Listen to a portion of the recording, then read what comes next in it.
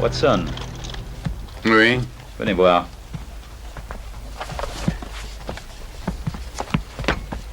La réaction chimique à laquelle vous allez assister va résoudre le mystère concernant la persécution de M. John Vincent Harding. Oh, excellent. Le célèbre millionnaire, dois-je prendre des Non, notes? je vous dicterai les résultats en temps voulu.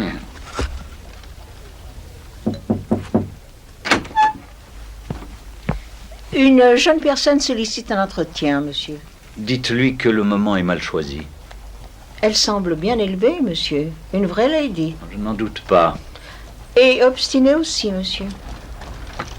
Madame Hudson, je suis moi aussi extrêmement obstiné quand il s'agit de mon travail. Il s'agit d'une affaire extrêmement urgente, monsieur Holmes. Sinon, je ne serais pas venu vous importuner un samedi soir. Peut-être pourriez-vous reporter votre expérience chimique à plus tard. Pourquoi pas?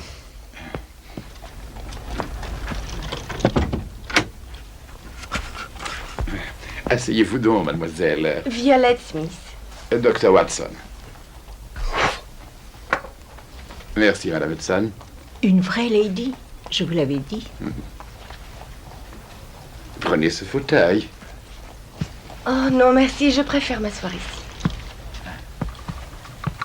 Eh bien, mademoiselle Smith, si vous disiez donc de quelle affaire urgente il s'agit, ce n'est certes pas de votre santé. Une cycliste aussi vaillante que vous doit être pleine d'énergie. Oui, je fais beaucoup de bicyclette. La trace. Laissez sur le côté de vos chaussures, causées par le frottement des pédales. Excellent, mon cher Watson. Ces traces sur vos chaussures. Oh, exact. Et même quand je dois me rendre au loin, je prends ma bicyclette avec moi dans le train, comme aujourd'hui. Veuillez m'excuser, mais c'est une manie. J'ai failli commettre une erreur en supposant que vous gagnez votre vie comme dactylographe. Vous êtes visiblement pianiste. Vous observerez, Watson, l'extrémité des doigts en spatule, caractéristique commune à ces deux professions. Mais il y a une expression particulière du visage que le métier de dactylographe n'engendre guère. Cette personne est une musicienne. Oui, c'est exact, monsieur Holmes. J'enseigne la musique. Et à la campagne, si j'en juge par votre teint. Près de Farnham, au fin fond du Surrey. Mais je vous en prie, laissez-moi vous expliquer pourquoi je suis ici. Oui. Je suis fille unique. Et mon père est mort il y a plusieurs années de cela. Son nom et sa profession? James Smith. Il était le chef d'orchestre en titre de l'ancien théâtre impérial. Oh, l'ancien théâtre impérial, Holmes. Oui. Mais veuillez continuer. Ma mère et moi n'avions plus aucun parent dans le monde, excepté toutefois un oncle, Ralph Smith, qui vivait en Afrique depuis une quinzaine d'années. Et nous n'avions de lui aucune nouvelle, en dépit des cartes de Noël et de nos vœux de Nouvel An. Monsieur Holmes, il faut que vous sachiez Que je sache que vous et votre mère êtes pauvres, n'est-ce pas? Ce qui n'enlève rien à votre grâce, à votre dignité, à votre talent. Nous étions très pauvres. Vous étiez? En effet, voilà 4 mois environ, vers fin février, nous apprîmes par une annonce parue dans le Times que l'on cherchait à retrouver nos traces. Vous imaginez dans quel état d'excitation cela nous mit, ma mère et moi. Il ne pouvait s'agir que d'un héritage, et je me rendis aussitôt à l'adresse indiquée dans le journal.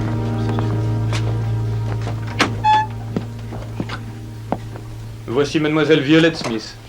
L'avoué me présenta 2 personnes, un certain Carousers et un certain Woodley. Ces 2 messieurs arrivaient, me dit-il, d'Afrique du Sud.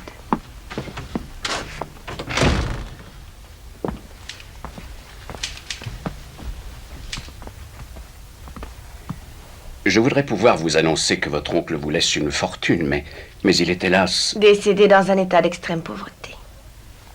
En effet. Quant à moi, je ne manque pas de certains moyens. Ma mère et moi n'avons jamais fait appel à la charité. Oui, je le sais, et je ne vous l'offre pas. Mais, je vous en prie. Je voudrais vous poser une question. Votre oncle Ralph disait que vous étiez pianiste, que vous enseignez la musique. C'est exact. Mademoiselle Smith, il se trouve que je suis veuf avec une fillette de 10 ans. La petite Sarah. Elle a besoin d'un professeur de piano. Ainsi, vous voyez, je ne vous offre pas la charité. Un emploi. Il veut vous offrir un emploi. Dans quel quartier de Londres habitez-vous, monsieur Carothers? Dans aucun. Sarah et moi habitons à 6 miles de Farnham, dans le Surrey, à Chiltern Grange. Mais je ne pourrais pas laisser ma mère seule chez nous. Je vous paierai 100 livres sterling par an. 100 livres sterling par an. Oui. Autrement dit, le double du prix normal, n'est-ce pas? Au moins, oui. Prix que vous avez accepté, sinon vous ne seriez pas ici. Oui. J'ai accepté son offre. Et monsieur Carothers m'a permis de me rendre en ville chaque week-end pour voir ma mère. Et vous êtes ici officiellement chez votre mère. C'est exact. Et si vous nous parliez de votre vie à Chiltern Grange? Les premiers temps, ce fut presque parfait. Et chaque lundi matin, je reprenais le train pour Farnham et ensuite ma bicyclette jusqu'à la maison.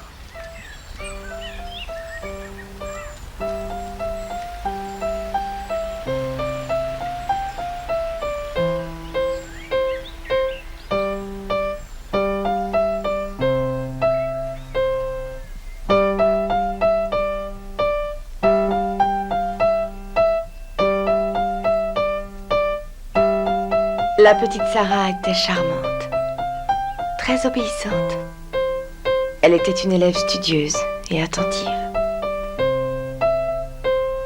Vous faites de rapides progrès, Sarah. Je peux le rejouer encore? Mais bien sûr, c'est pourquoi je suis là. Monsieur Carothers semblait apprécier mon travail.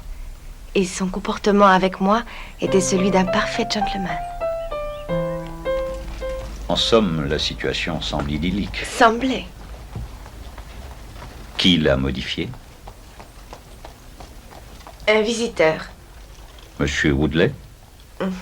Et comment avez-vous deviné, monsieur Holmes? Mademoiselle Smith, je ne devine pas, je déduis. Parlez-moi de cette visite.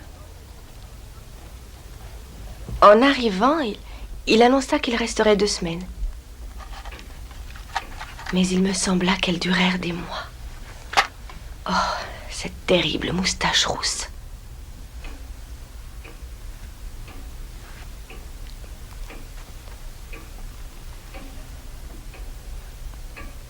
Un soir, après le dîner, monsieur Carothers nous laissa seuls un instant pour recevoir un visiteur. Un monsieur désire vous voir, monsieur.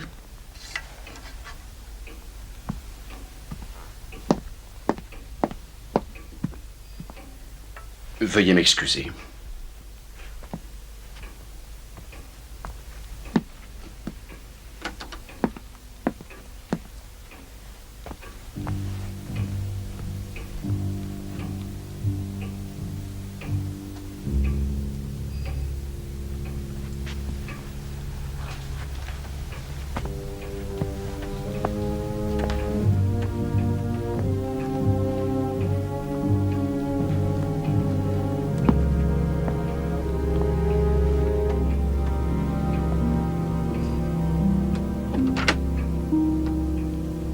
C'est mieux comme ça. Mieux, dites-vous? Et en quoi donc? Eh bien, je veux dire d'être débarrassé de ce vieil homme. Mais, à mes yeux, monsieur Carothers n'a rien de vieil homme. Peut-être, mais il n'est pas... non plus très jeune. J'aimerais que vous ne me souffliez pas votre fumée au visage. Oh, je ne crois pas un mot de ce que vous dites, mademoiselle. Puis-je savoir pourquoi? Et quand une femme exprime un désir ouvertement, cela signifie le contraire, généralement. Et c'est pourtant bien ce que je disais, au contraire. Et maintenant, monsieur, je vous prierai de me laisser tranquille. Pas question.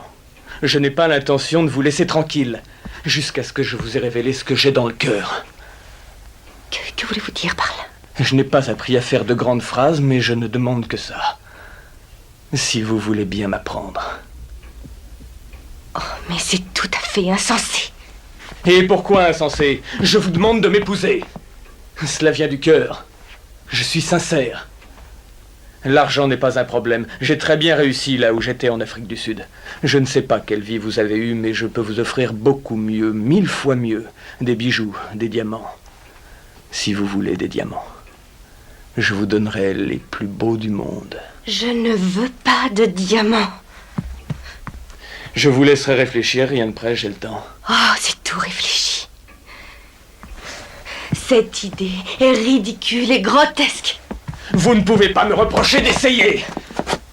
Vous êtes vraiment très belle.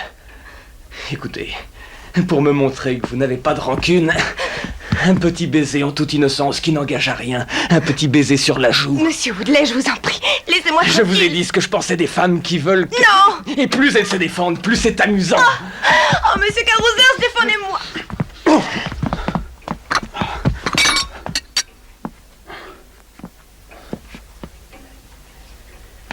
Sortez, allez-vous-en d'ici. C'est bon. Je m'en vais. Je ne m'intéresse pas aux vieux imbéciles. Ni aux pain-bêches.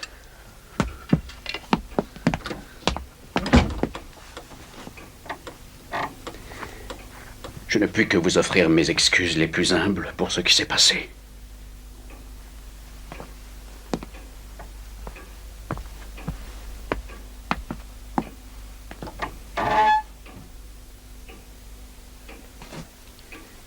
Si je vous donne ma parole d'honneur que ça ne se reproduira pas, dans l'intérêt de Sarah, accepterez-vous de rester? Oui, je vais rester. Merci, Violette.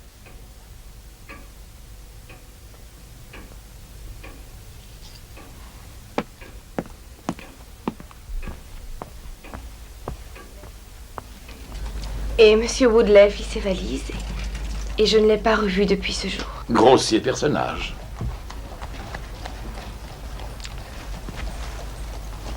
Y eut-il par la suite un changement dans le comportement de M. Carousers?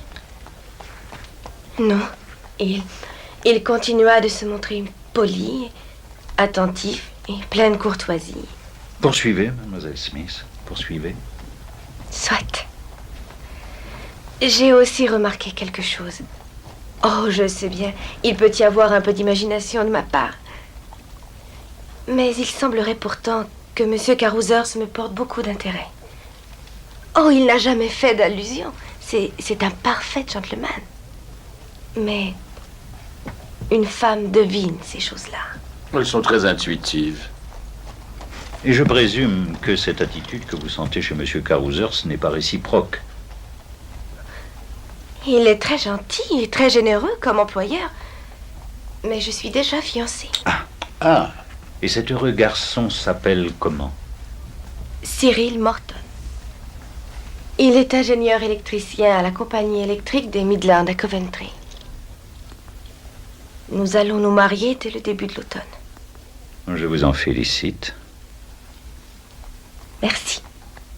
Je reste perplexe sur les raisons qui vous ont poussé à faire appel à moi. Cette histoire est intrigante, je dois l'avouer, mais je sens que vous êtes très inquiète.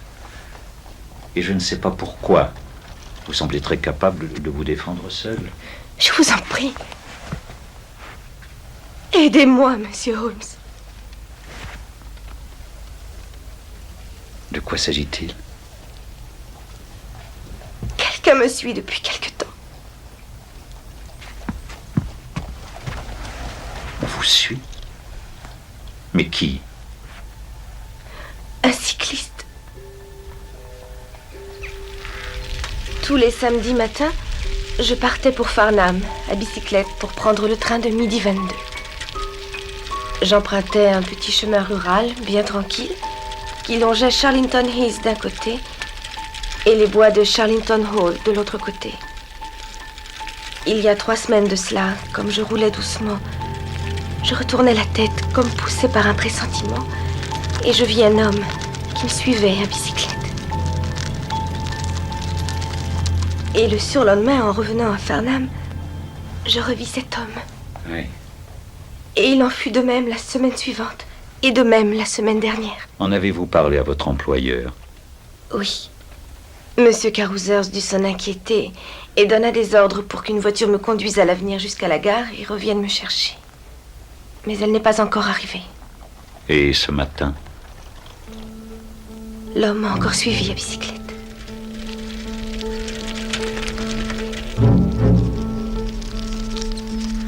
J'ai ralenti, mais il fit de même. Puis je mis pied à terre, et il en fit autant. Je décidai alors de lui tendre un piège.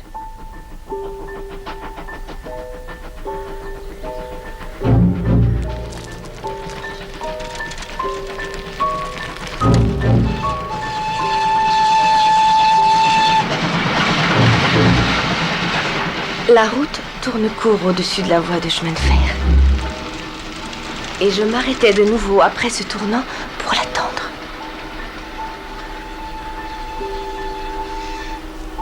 Mais il avait disparu. Vous pouvez me dire à quoi il ressemblait? Quoique vous ne l'ayez vu qu'à une certaine distance. Oui. Il portait un costume sombre et des lunettes de soleil. Et il avait une barbe. Jeune ou vieux? Eh bien, disons, plutôt entre deux âges. Voyons à présent si j'ai dans l'œil la situation géographique. Avec la route qui tourne brusquement à gauche, de ce côté, Charlington Heath, et de l'autre côté, les bois de Charlington Hall. Combien de temps l'avez-vous attendu ici? Oh, pas plus d'une minute. Donc il n'a pas eu le temps de refaire le chemin en sens inverse. Y a-t-il un chemin de traverse? Pas dans cette portion de la route. Aurait-il pu emprunter un sentier du Heath? Le Heath est tout à fait plat et déboisé. D'où j'étais, je l'aurais vu à coup sûr. Donc, par simple élimination, nous arrivons au fait qu'il est reparti en traversant Charlington Hall. Quels sont les moyens d'existence de M. Carousers? C'est un homme sûrement très fortuné. Mais qui n'a ni voiture ni attelage. Mais il a l'air toutefois de bien s'en passer.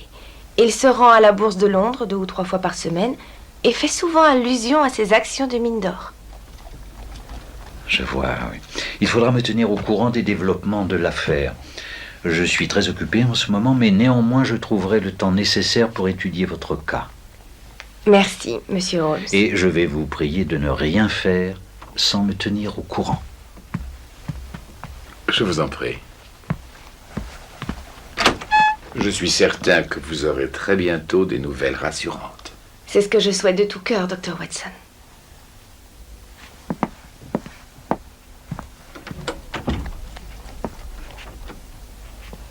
Elle est vraiment charmante. Vraiment, en effet.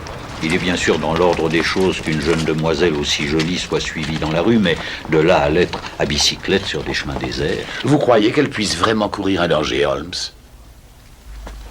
Je le crois. Le lundi suivant, Holmes étant retenu à Londres pour une affaire urgente, il me dépêcha par le premier train pour Farnham afin de pouvoir observer le chemin emprunté par Mademoiselle Smith le long de Charlington Hall. L'endroit était bien tel qu'elle l'avait décrit. Boisé d'un côté, très découvert de l'autre, avec une visibilité excellente. Je me blottis à couvert derrière un buisson et j'attendis.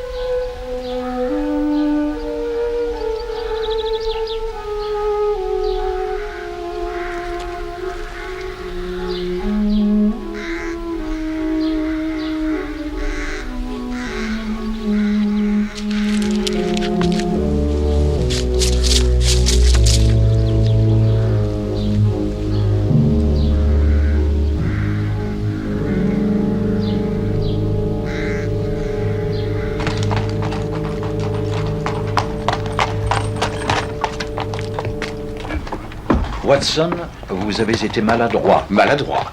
Votre cachette était mal choisie, mon cher. Il fallait vous dissimuler dans la partie boisée de la route. De la sorte, vous auriez eu une idée plus claire pour ce mystérieux et solitaire cycliste. Merci. Toujours est-il que vous étiez à 100 yards plus loin et ne pouvez m'en dire davantage que ce que mademoiselle Smith m'a appris la semaine dernière, sauf peut-être ce petit détail qu'il se penche sur sa bicyclette. C'est exact, il pédale courbé. Délibérément sans doute, et vous vous êtes laissé prendre au piège. Désolé, mon cher, mais vous vous êtes montré maladroit.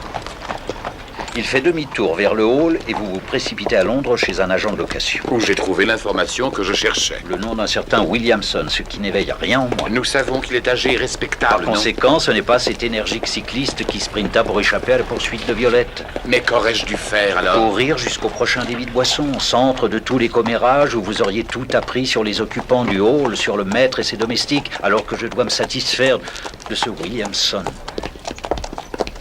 Bonjour. Bonjour.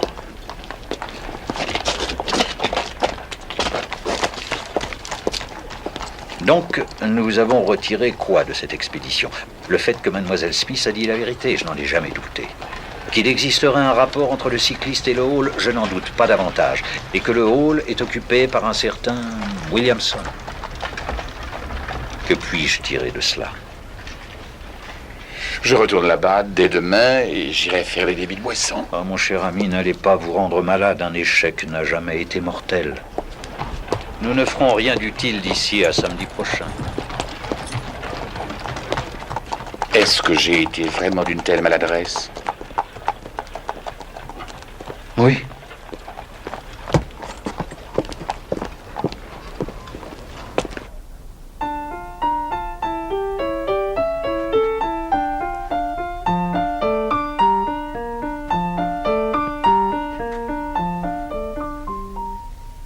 C'est très beau. Merci, monsieur Carousers. C'est un nouveau morceau. J'ai encore besoin de le travailler. Il ne s'agit pas que de musique.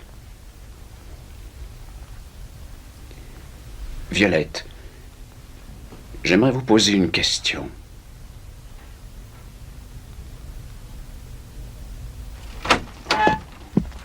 Bonjour, Holmes. Une lettre de mademoiselle Violette Smith. Carousers lui a demandé si elle voulait l'épouser. Carousers? Tout gentleman a le droit de proposer le mariage, que je sache. Il ignorait l'existence d'un certain Cyril. Vous allez à Farnham? Je voudrais vérifier une ou deux hypothèses que j'ai formulées. Est-ce que je vous accompagne? Non, ce n'est pas nécessaire pour ne pas dire inutile. Essayez donc les débits de boisson, centre stratégique de tous les commérages. Merci, Watson. Je vois que vous avez retenu la leçon.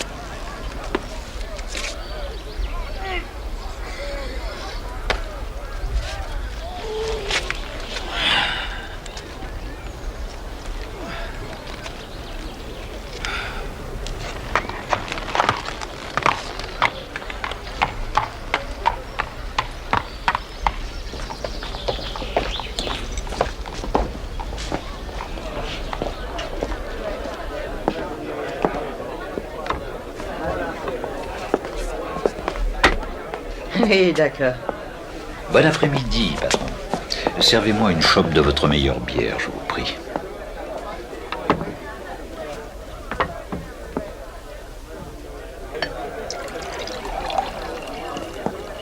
Et voilà. Merci. Gardez la monnaie.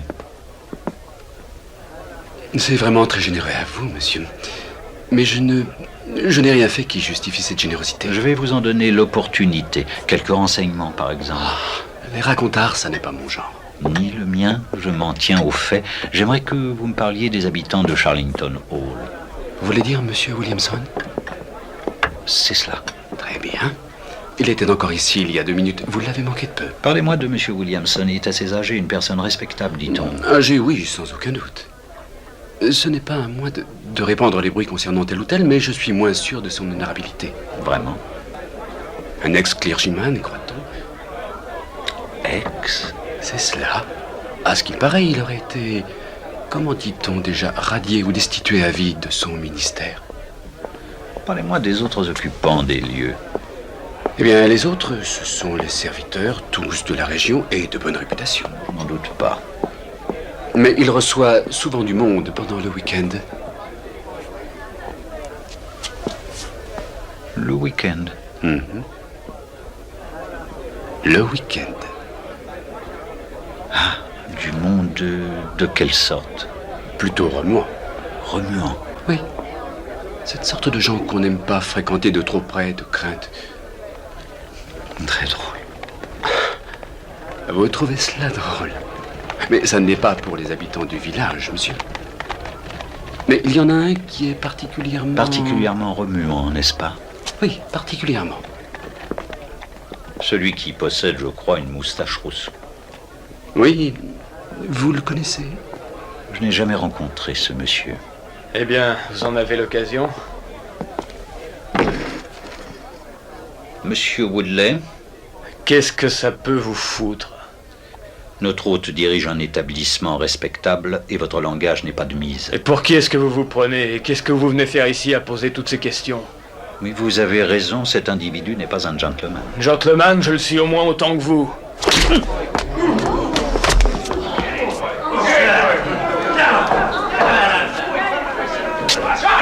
Toutes les personnes ici présentes pourront témoigner du fait que je me trouve en état de légitime défense.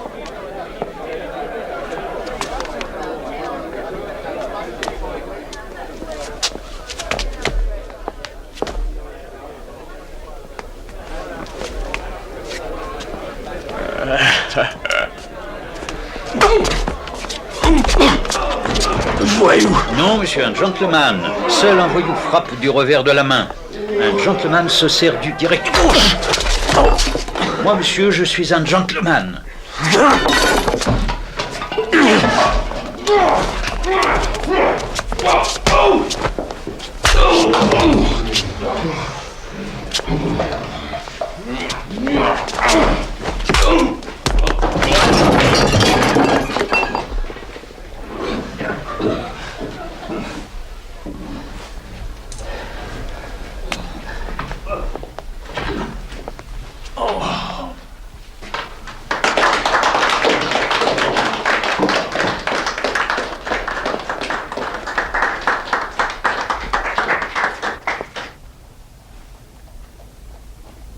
Ce fut absolument délirant, Watson. Oui, c'est ce que je constate.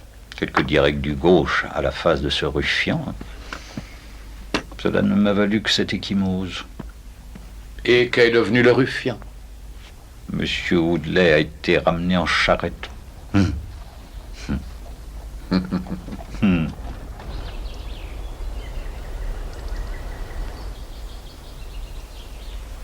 Je crois que revoilà cet affreux personnage. Quel personnage? Lisez. Que revenez-vous faire ici? Lisez, je vous dis.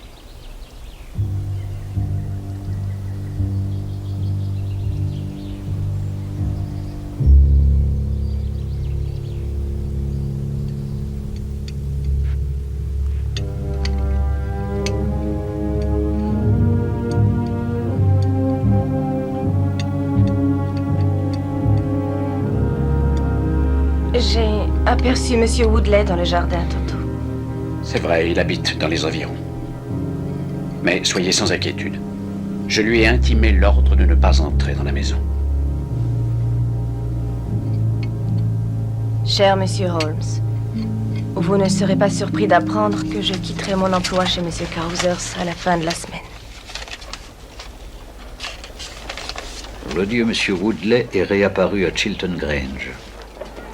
Ah, mais elle n'aura pas à se rendre à la gare à bicyclette.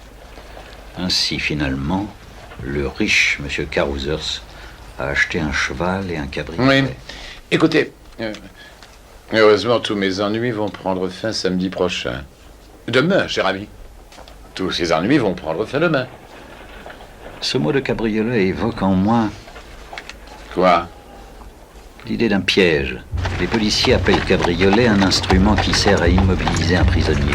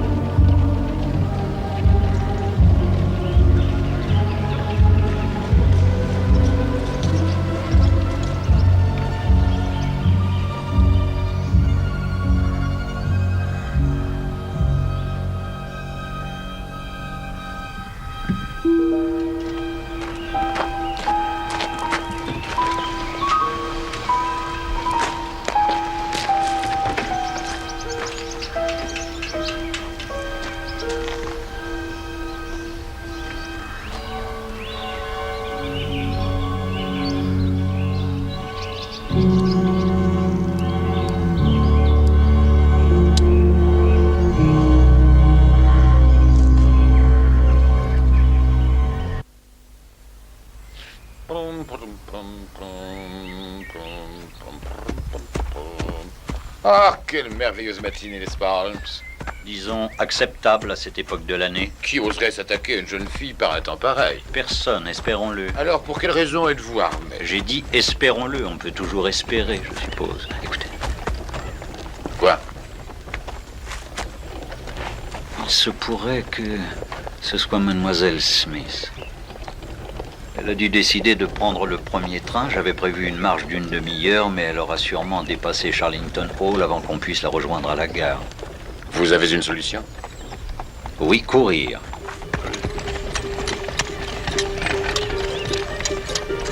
Fou que je suis! J'aurais dû prévoir qu'elle partirait plus tôt.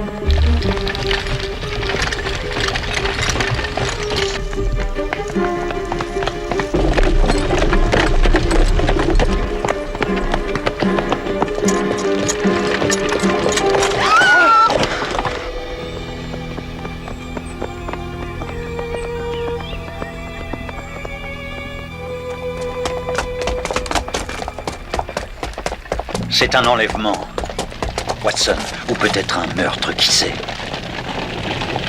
Il faut l'arrêter.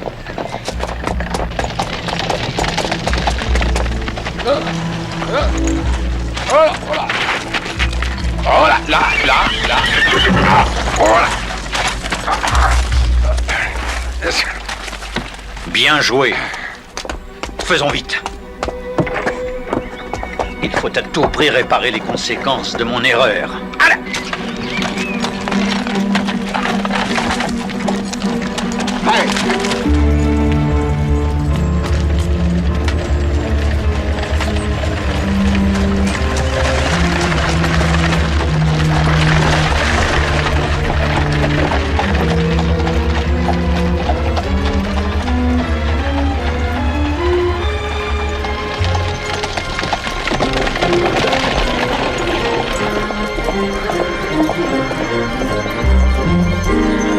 Là!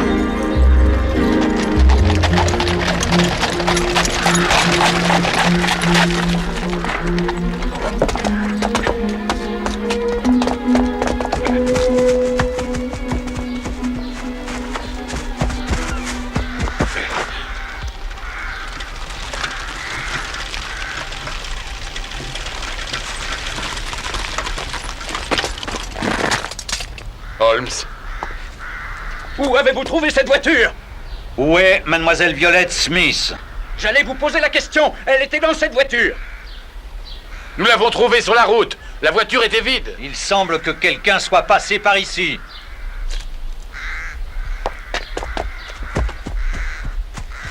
Il faut les retrouver. Suivons-le.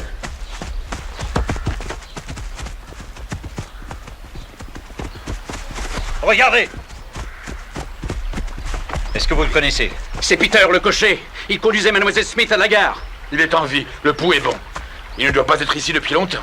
Laissez-le où il est. On ne peut rien pour lui pour l'instant. Mais elle, on peut la sauver du pire. Où courez-vous? À la maison. Ils ne sont pas là-bas. Ils sont allés par là, à gauche. Vous en êtes sûr? Oh, les lâches! Watson, vite!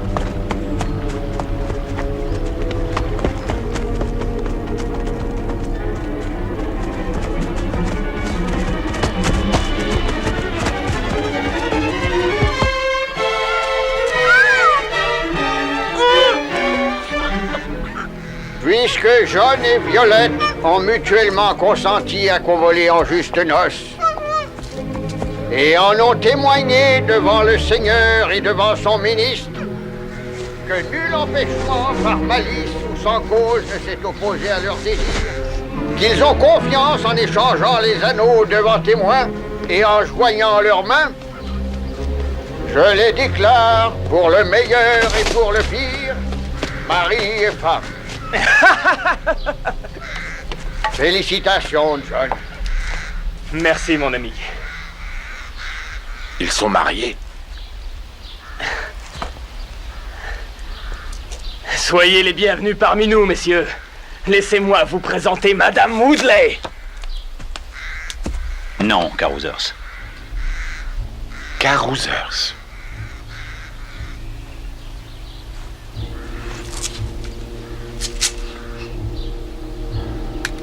Oui. Je vais rétablir à l'instant cette femme dans ses droits. Trop tard. Elle est ma femme. Non. Elle est votre veuve. Je vous ai dit ce que je ferais si vous la molestiez. Et jamais je n'ai failli à ma parole. Quand vous m'avez engagé, personne ne m'avait prévenu que cela allait se terminer de cette façon. Jetez ce pistolet. Watson, ramassez-le. Donnez-moi votre arme. Assez de violence comme Qui ça. êtes-vous pour me donner des ordres? Sherlock Holmes. Juste ciel. Oui, venez-vous. Oui. Vous sentez-vous capable d'aller jusqu'à Farnham? Oui, oui, monsieur, je me sens capable, oui. Remettez ceci au superintendant de la police locale. Je vous prie de bien vouloir tous rester à ma disposition.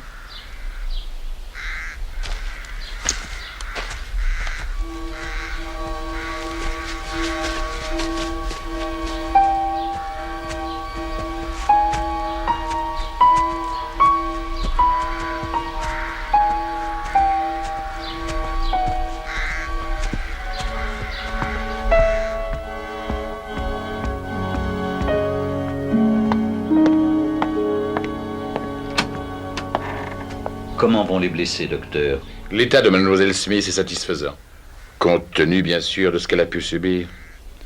Et Woodley? Et là, je pense qu'il a une chance de survivre. Quoi? Eh bien, je vais aller l'achever, ce voyou. Veuillez vous rasseoir, Carousers. Vous avez raison. Ce serait me salir les mains. Mais ne me dites pas que cette pauvre jeune fille est définitivement liée à lui. Vous n'avez aucune crainte à avoir. Ils sont mariés jusqu'à ce que la mort les sépare. Désolé, mais elle ne saurait en aucune manière être considérée comme sa femme. En êtes-vous sûr? Pour deux excellentes raisons. Pour commencer, demandons à M. Williamson ce qui l'autorisait à célébrer un mariage, J'ai été ordonné. puis interdit. Une fois qu'on est clergyman, on demeure clergyman. Non. Moi, j'en doute fort. Et la licence? Nous avions la licence. Voyez vous-même. Sans nul doute obtenu par tricherie. De toute façon, un mariage sous la contrainte n'est pas valable. Et dites-vous bien que vous aurez des comptes à rendre. Maintenant, en attendant la police, monsieur Carousers, si vous nous racontiez votre histoire. Si vous nous trahissez, monsieur Carousers, je vous jure bien de vous faire subir le sort que vous avez réservé à John Woodley. Inutile de vous énerver de la sorte, Williamson. L'affaire est suffisamment claire. Eh bien, si elle vous semble aussi claire, pourquoi ne pas nous l'exposer? Eh bien, soit. Monsieur Carousers voudra bien, j'en suis sûr, préciser quelques détails pour ma documentation personnelle, mais je suis ravi qu'on me donne la parole. Pour commencer, vous êtes tous les trois venus d'Afrique du Sud. Faux. Je n'ai jamais mis les pieds en Afrique, ni au nord, ni au sud. C'est exact. Woodley s'est accoquiné avec cette triste cire, après notre arrivée. Fort bien. Vous et Woodley avez connu Ralph Smith en Afrique du Sud. Vous aviez des raisons de penser qu'il ne vivrait pas longtemps et vous avez appris qu'il avait une nièce à Londres qui hériterait sa fortune. Exact. Mais vous lui avez dit que son oncle était mort très pauvre. Quoi qu'il en soit, il était bien envié, qui plus est. Un homme très fortuné qui n'avait fait aucun testament. Ralph Smith ne savait ni lire ni écrire. Donc, vous et Woodley êtes venus ici à la recherche de la jeune fille, la sachant seule héritière naturelle et sachant que vous pourriez partager le magot. Dont j'aurai le tiers pour service rendu. Vous, Carousers, vous avez commis la fatale erreur de tomber amoureux de Violette Smith. En la voyant pour la première fois, je suis devenu fou d'elle. Pourquoi ne pas l'avoir alertée du grave danger qui la menaçait? Parce qu'elle elle aurait voulu certainement repartir. Je ne pouvais me faire à cette idée.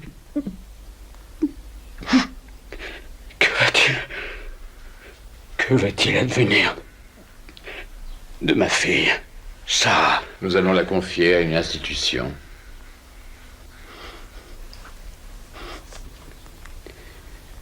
Voyez-vous, même si elle ne pouvait m'aimer, sa présence dans cette maison et le son de sa voix si doux aurait suffi à mon bonheur. Vous pouvez appeler ça amour, monsieur Carousers. Ce n'est à mes yeux que de l'égoïsme. Et pourquoi pas les deux à la fois? Je voulais surtout la protéger. Je ne l'ai jamais laissée quitter cette maison pour se rendre à la gare sans la suivre discrètement sur ma bicyclette, afin qu'il ne lui survienne aucun mal. Je la suivais à distance et portais une barbe, afin de ne pas être reconnu d'elle. C'est là, je présume, que le câble est arrivé. Le câble? Quel câble?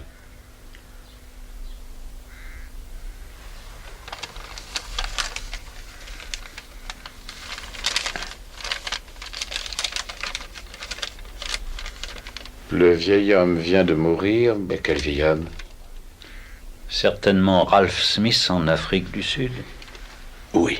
Mais entre-temps, vous vous étiez querellé avec Woodley et vous l'aviez chassé. Woodley est revenu et m'a demandé de respecter notre marché.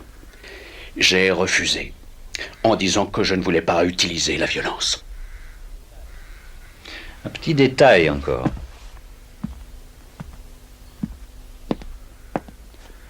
Pourquoi Woodley avait-il été choisi comme époux de Mademoiselle Smith? Il n'y a pas de quoi en être fier.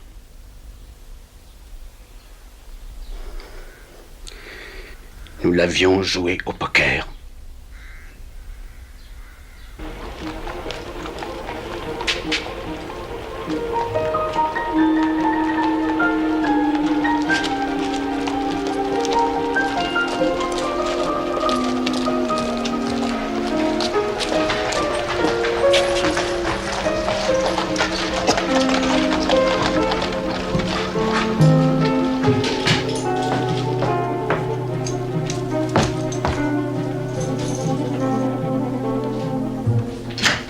Holmes, ça y est, on a le résultat du procès. Écoutez, le jury, après délibération, a rendu ça. Holmes. Watson, laissez-moi deviner le jugement du tribunal. Je vous écoute. Je présume que Woodley en a eu pour 10 ans. Williamson, disons 7, et Carousers, compte tenu de l'éloquente déposition que j'ai faite sur son comportement dans cette affaire, probablement 6 mois. Exact. Tout à fait exact. J'ai un petit peu triché, Watson. J'ai envoyé quelqu'un acheter l'édition du matin. Tenez. C'est scandaleux de votre part, Holmes. J'ajouterai que j'ai reçu un présent, une part de gâteau de mariage de monsieur et madame Cyril Morton, joint à une longue lettre où je lis que madame Morton a hérité une somme considérable, à elle léguée devant notaire par son oncle Ralph Smith en Afrique du Sud. Et l'heureux couple s'est offert pour garder la jeune Sarah Carothers pendant l'absence de son père, et ajoute qu'elle fait des progrès au piano et veut apprendre à monter à bicyclette. De belles journées qui se préparent, n'est-ce pas? Oui, mais je ne vous ai pas encore tout dit. Comment pas encore? Qu'est-ce que vous allez encore me dire? Approchez et regardez. Ah, je me rappelle. La fameuse réaction qui doit résoudre le mystère de la ténébreuse affaire de monsieur John Vincent Harden. Exactement, j'ai passé toute la semaine au Muséum scientifique impérial. Et voici la réponse.